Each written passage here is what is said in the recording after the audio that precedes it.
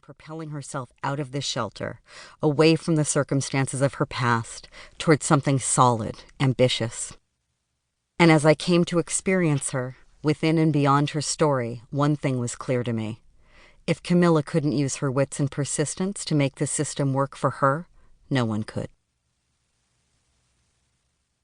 I was at the shelter where Camila was temporarily living because I wanted to witness and understand how deepening inequality is lived in America, and particularly in New York, a city that gets richer as the poor get poorer. This city is a funhouse mirror of national inequality, displaying class differences in their most exaggerated forms.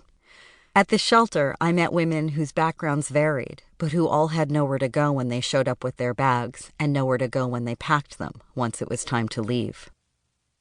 I first moved to the city in 1992, when homelessness was considered a national crisis. The night I unpacked my bags, 23,482 people slept in the city's public shelters.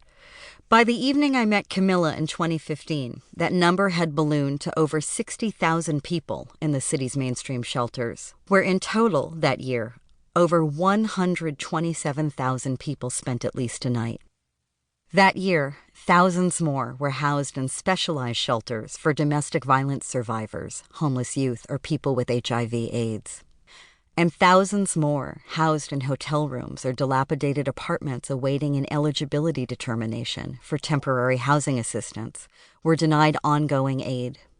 On the streets, in parks, on subway trains, over sidewalk vents, thousands more tried to find comfort on a strip of cardboard, a bag stuffed with whatever could be carried or scrounged. A crisis of far greater magnitude is growing. We see men mostly, their stench pushing passengers to the other side of the train car or sitting on the edge of the sidewalk behind a cardboard sign. That man continues to be the emblem of homelessness and has been for decades.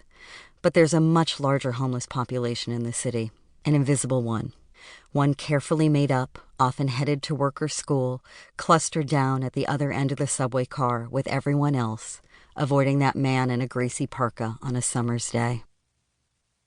Homeless. What word more obliterates the nuances and trials of complicated relationships, of ambitions, of plans? It means failure rather than perseverance, homelessness as an end, even at a young age. But the homelessness crisis is a single lens in the kaleidoscope of American poverty, more specifically, the catastrophe of urban American poverty, and even more specifically, the poverty of women in urban America. The story of every person who has found themselves homeless or in a place of serious housing instability is individual. And yet each story is its own keyhole view of this country's deepest flaws: the vanishing safety net, the scourge of housing inequality, the yoke of which family you're born into, the stubbornness of entrenched racism, and the burdens that women are forced to carry utterly alone. Theoretically, poverty doesn't discriminate. The data, however, tells a different story. It tells us that most people in poverty are women, specifically women of color. Furthermore, they're single mothers, and many of them are homeless, which means their kids are too. 1 in 30 children in America is homeless, a population of 2.5 million kids in total. 3/4 of the American homeless population is made up of families, mainly mothers raising kids alone.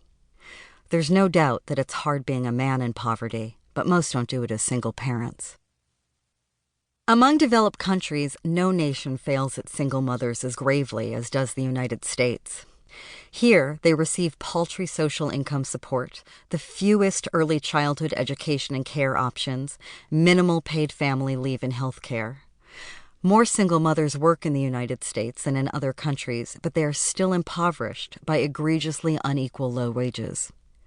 Only 1/3 collect child support. No wonder single mothers make up the vast majority of our homeless population, whether we see them sleeping on the street or not. This is information that any concerned citizen can find with a quick internet search. But the data doesn't tell the whole story. We encounter so few stories about the homeless who apply lipstick, change a diaper and go to work or to class, or to the infinite linoleum-floored, fluorescent-lit waiting rooms of our failing...